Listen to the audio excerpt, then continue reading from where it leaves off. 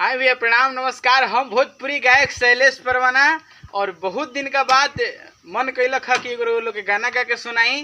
तो चलिए हम गाना गावता नहीं, अब वीडियो पर बनल रही, कहीं ना जाई और देखी रहो भाई एगो गाना सुनावता है। एकदम जरूर उम्मीद करें कि लोग अच्छा लगी गाना बाटे।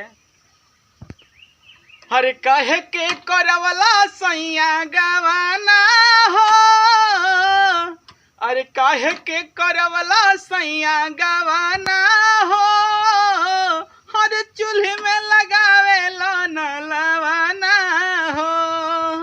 अरे काहे के करवला सैया गवाना हो, आ चूल्हे में लगावे न लवाना हो।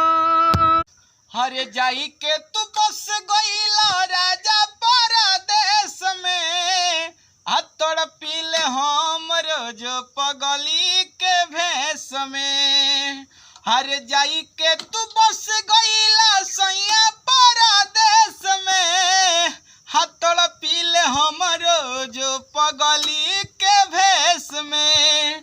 अब बुझेला न मानवा के भावना हो, अब बुझेला न मनवा के भावना हो, और चूल्हे में लगावे न लवाना हो। आ काहे के करवला सैया गवाना हो, अरे चूल्हे में लगावे न लवाना हो। तो मानो सैया अब तू चल आवा घर हो, अना तो चली जाई अपना नैहर हो। अरे बात मान राजा अब तू चल आवा घर हो, अना तो चली जाई अपना नैहर हो। आ कर ताटे फवन परवानावा हो, आ कर तारे फवन परवानावा हो, हर चूल्हे में लगावे न लवाना हो।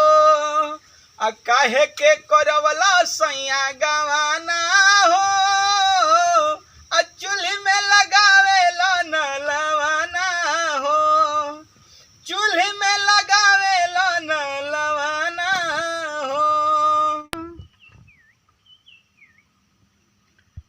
दूसरा क्या गाएं क्या गाएं क्या गाएं? वीडियो रोक के रखने, रोक के कैसे रखने? रोक दो ना, बंदी है। ओके मार दो, दिखाओ तो थोड़ा फ्रेश आ रहा है।